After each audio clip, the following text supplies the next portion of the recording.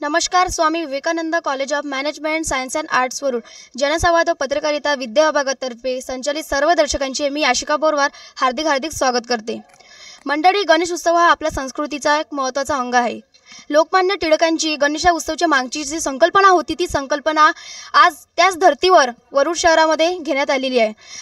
कित्येक वर्षापासून आनंद सांस्कृतिक गणेश मंडळ हे मोठ्या थाटात गणेश उत्सव साजरा करताना आपल्याला दिसतात.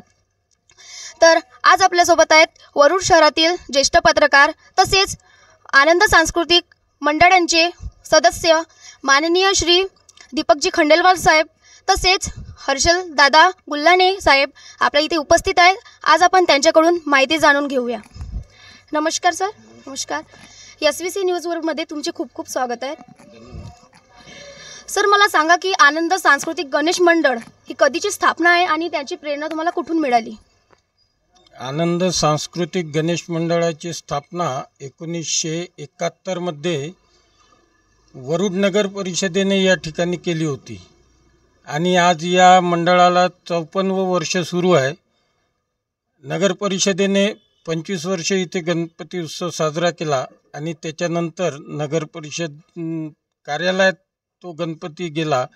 तेव्हापासून त्या जागी आमच्या आनंद सांस्कृतिक मंडळाने इथे गणपती उत्सव साजरा करण्याचा मानस घेतला आणि त्यांच्याकडूनच प्रेरणा घेऊन आम्ही या मंडळाची सुरुवात केली आणि आज हे मंडळ वरुड शहरातील सर्वात जुनं असं मंडळ मानलं जातं.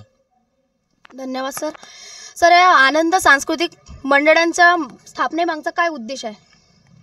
आनंद सांस्कृतिक गणेश मंडळाच्या स्थापनेमागचा एकच उद्देश आहे की आजच्या युगामध्ये आपण आपल्या कुटुंबियांना, मुलांना, पत्नीला, आईला पाहिजे तसा वेळ देऊ शकत नाही.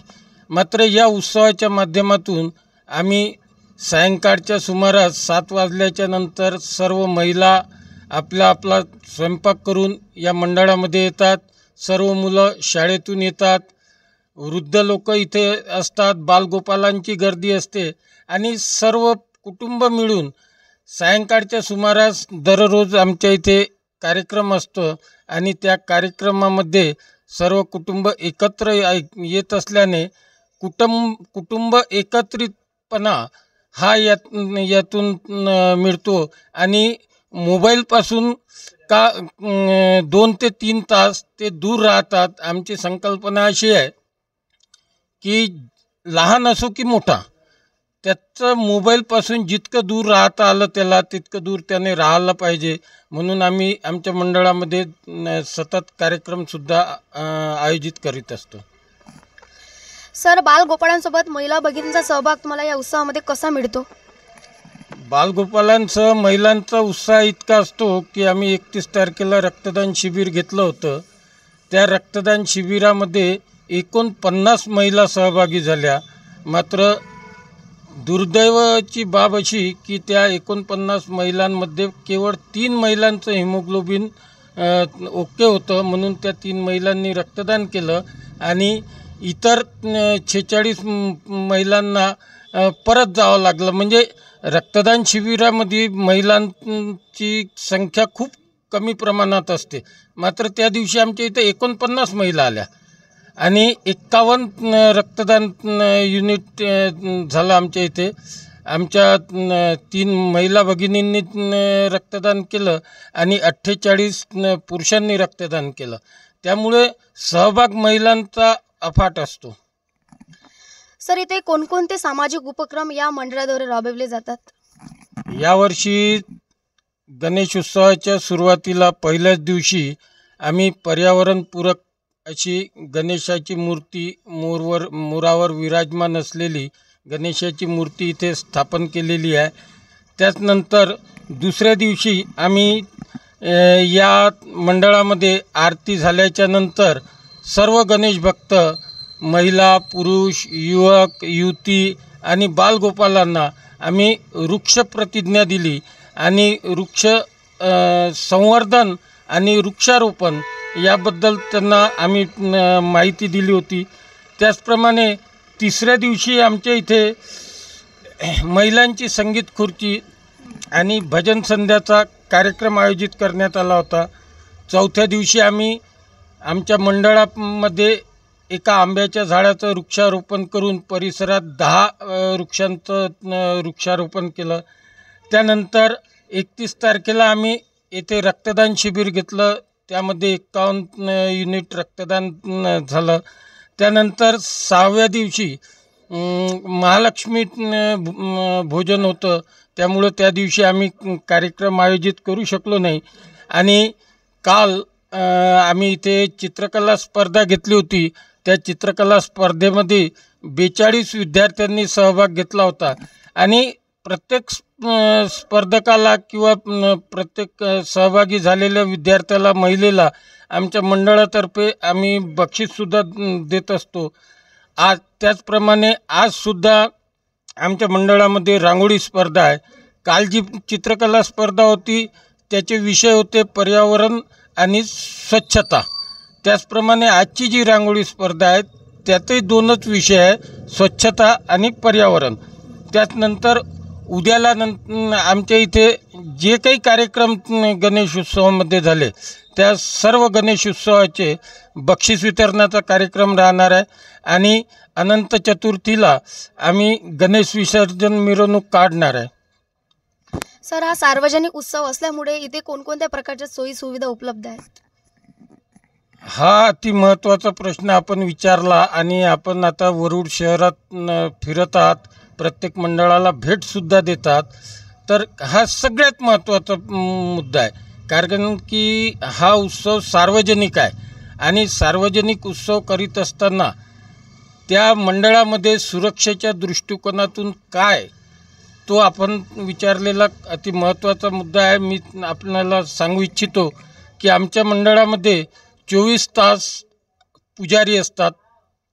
इथे आताही आहे.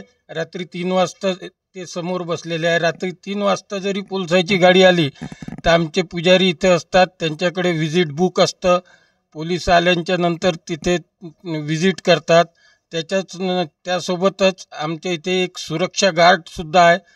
त्याचप्रमाणे या मंडळावर निगराणी असावी म्हणून CCTV कॅमेरा आम्ही लावून ठेवलेला आहे. त्याचप्रमाणे आग जर इथे लागली तर त्या दृष्टिकोनातून आम्ही आमच्या मंडळामध्ये 2 फायर सिलेंडर ठेवलेले आहे. आणि मंडळाला लागूनच मोटर पंप आहे. बटन दाबली की तो मोटर पंप सुरू होऊ शकतो. त्याचप्रमाणे विद्युत पुरवठा जर खंडित झाला तर लगेच आमच्याकडे जनरेटरची व्यवस्था आहे. या सर्व व्यवस्था आम्ही या मंडळामध्ये ठेवत असतो.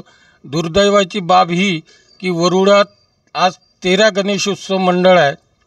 मात्र सुरक्षेच्या दृष्टिकोनातून एकाही मंडळात कुठल्याही बाबी दिसत नाही. तर मी सर्व सार्वजनिक गणेश मंडळाच्या पदाधिकाऱ्यांनाही विनंती करेल की आपण जे उत्सव साजरा करता त्या उत्सवामध्ये अनेक कार्यक्रम राबवतात. त्यासोबतच आपण सुरक्षेच्या दृष्टिकोनातून प्रथम प्राधान्य देऊन या सर्व गोष्टी आपण करायला पाहिजे. सर, इथे तुम्हाला कोणकोणते आणि कसे सहकार्य तुम्हाला या उत्सवामध्ये लाभते? या उत्सवामध्ये सहकार्याचं जर विचारलं तुम्ही तर बालगोपालांपासून, महिलांपासून, वृद्धांपासून सर्वांचं सहकार्य आम्हाला लागतं. कोण्या एका कुटुंबाचं, कोण्या एका सदस्याचं किंवा कोण्या एका महिलेचं, कोण्या एका बालकाचा सहभाग नसतो. याच्यात सगळ्यांचा सहभाग असतो. विशेषतः आमच्या मंडळाची अशी की आमच्या मंडळामध्ये सर्वच अध्यक्ष आहे. त्यामुळं कोण लहान कोण मोठा तो विषय आमच्या मंडळामध्ये नाही. त्यामुळं आमच्या मंडळामध्ये जे काही परिसरातील लोक आहे त्यांचा पुरेपूर आम्हाला सहभाग असतो. सर, हल्ली आपण गणेश उत्सव म्हटलं की सांस्कृतिकदृष्ट्या सोडून मोठ्या प्रमाणात आवाजात DJ, नाचगाणे किंवा इतर प्रकारचे कार्यक्रम होतात. तर आपली विसर्जन मिरवणूक कशी असते? आता DJचा विषय आपण काढला तर DJ हा जो प्रकार आहे तो पहिले आपण मुळात समजून घ्यायला पाहिजे. हे जे आपल्या इथे मोठमोठ्या गाड्या येतात आणि ते वाजवतात त्याला DJ म्हणत नसतात. DJ हा इंटरनल हॉलमध्ये जो वाजवल्या जाते त्याला DJ म्हणतात. आणि हा जो मिरवणुकीमध्ये जो प्रकार आहे ज्याला आपण सर्वजण DJ म्हणतो, तर त्याच्या बाबतीत जर बोलायचं राहिलं तर आमचं मंडळ त्याला विरोध करतं. आमच्या मंडळाची अपेक्षा आहे की प्रत्येक मंडळाने पारंपरिक वाद्य वाजवायला पाहिजे. आणि जर तुम्हाला DJच वाजवायचा आहे, ती मोठी गाडीच आणायची आहे आणि ढोलच वाजवायचे आहे, त्या बॉक्स वाजवायचे आहे, तर कमीत कमी आपण त्याचा आवाज 50 डेसिबलपेक्षा कमी ठेवायला पाहिजे. कारण की आपल्या गावातील जे काही रस्ते आहे ते खूप लहान आहे आणि खूप लहान असल्या कारणाने जर आपण 50 डेसिबलच्या वरती जर ध्वनी प्रदूषण केलं तर गरोदर माता आहे, लहान मुलं आहे, आजारी रुग्ण जे असतात त्यांना खूप मोठ्या प्रमाणात त्याचा त्रास होतो. इतकंच नव्हे तर अनेकांना या ध्वनी प्रदूषणामुळं अनेकांचे कानं गेलेले आहे, अनेकांना हृदयविकाराचा झटकासुद्धा आलेला आहे. मी विनंती करेल सर्व मंडळांना की ठीक आहे, तुम्हाला त्यातच जर आनंद येत असेल तर जरूर आपण वाजवा. आणि उच्च न्यायालयाचं डायरेक्शन पण तेच आहे की तुम्ही वाजवायला मनाई नाही, मात्र त्याचं डेसिबल जे आहे ते 50 डेसिबलपेक्षा कमी आवाज राहायला पाहिजे, जेणेकरून कोणाला त्याच्यापासून त्रास होऊ नये. धन्यवाद सर. सर, गणेश उत्सवाच्या निमित्ताने तुम्ही सार्वजनिक उत्सवांमध्ये युवा वर्गाला काय आवाहन कराल? गणेश उत्सवाच्या दरम्यान मी फक्त युवकांनाच नाही तर खास करून महिलांना आवाहन करेल की आपण आता या मोबाईलच्या आहारी गेलेलो आहोत आणि एखाद्या वेळेस आपण चुकून आपला मोबाईल जर घरी राहून गेला तर आपल्याला असं वाटतं की आपण इकडे आलो आहे पण आपला आत्मा घरी पडलेला आहे. तर मी महिलांना आवर्जून सांगेल की या मोबाईलपासून आपल्याला आपल्या चिमुकल्यांना जितक्या दूर ठेवता येईल तितक्या दूर ठेवा. परवाचीच गोष्ट आहे, एका घरी मी गेलो आणि तिथे तो मुलगा रडत होता. पटकन त्याच्या आईने त्याला मोबाईल दिला आणि मग मी विचारलं का त्याला कशाला मोबाईल देता, मोबाईल घेऊन घ्या तुमच्याकडे. नाही सर म्हणे, त्याला जर मोबाईल घेऊन घेतला तर तो रडेल. म्हटलं त्याला रडू द्या, तो जितका रडेल रडू द्या.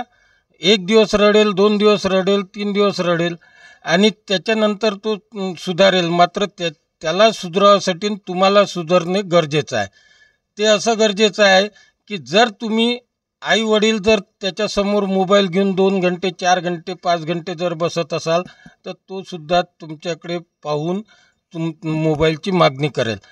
तो झोपल्याच्या नंतर तुम्ही जर मोबाईल वापरला तर त्याला कधी मोबाईलची आठवणच येणार नाही. तर मी इतकंच आवाहन करेल युवकांना आणि युवतींना की या मोबाईलचा वापर चांगल्यासाठी नाही होतो आणि वांगल्यासाठी नाही होतो. तर युवकांनी आणि युवतींनी याचा वापर चांगल्यासाठी करावा. खूप अशा गोष्टी आहे मोबाईलमध्ये. एक मिनी कम्प्युटर त्याला म्हणता येईल आपल्याला, की त्याच्यापासून खूप काही आपल्याला शिकता येतं. त्यामुळं युवकांनी आणि युवतींनी याच्यातून चांगलं घ्यावं आणि जे वाईट आहे ते सोडून द्यावं आणि महिलांनी चिमुकल्यांना यापासून दूर ठेवावं. सर, आपल्या या आनंद सांस्कृतिक गणेश मंडळाला आता 54 वर्ष पूर्ण झालेले आहेत. तर अगदी सुरुवातीपासून तर आतापर्यंतचा प्रवास कसा गेला तुमचा? वास्तविक पाहता आमच्या या गणेश मंडळाला जरी 54 वर्ष झाले तर याच ठिकाणी आमचा आनंद सांस्कृतिक दुर्गा मंडळसुद्धा आहे आणि आनंद सांस्कृतिक दुर्गा मंडळाचं हे 63वं वर्ष राहणार आहे. आणि या मंडळाची खरी सुरुवात आमच्या आनंद सांस्कृतिक दुर्गा मंडळाने केली होती, जे आमच्या आजोबांनी केली होती. आमची पिढी म्हणजे आज 4थी पिढी आहे आणि आमचे जे मुलं आहे, आमचे मुलं आहे, पुतणे आहेत, ते 5वी पिढी आज या मंडळाला सांभाळ करत आहे. कारण की आम्ही 4 पिढ्या यातून निघून गेलो सगळे उत्सव करून आणि आता 5वी पिढी हे मंडळ सांभाळत आहे.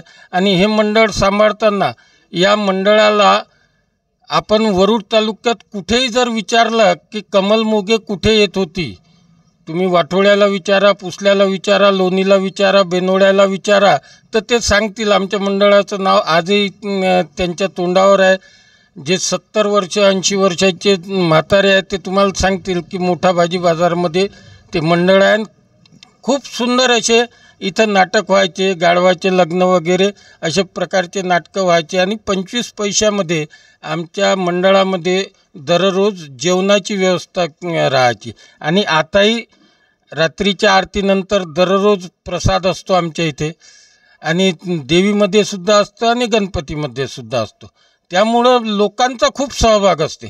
आणि गावामध्ये जितके काही गणपती आणि दुर्गादेवी बसतात, मात्र या मंडळाचं वैशिष्ट्य असं आहे की एखादं देवी किंवा एखादा गणपती पाहणं कोणी सोडून देईल, पण या मंडळाला प्रत्येक व्यक्ती, प्रत्येक महिला, प्रत्येक वृद्ध एक वेळा तरी भेट देतं. आणि या मंडळामध्ये अनेक मंत्र्यांनी सुद्धा भेटी दिल्या आहे, खासदारांनी भेटी दिल्या आहे, आमदारांनी भेटी दिल्या आहे, मोठमोठे अधिकारीसुद्धा इथे आलेले आहे. चिकनगुनियामध्ये आम्ही कॅप्सूल आणि टॅब्लेटपासून गणपती तयार केला होता.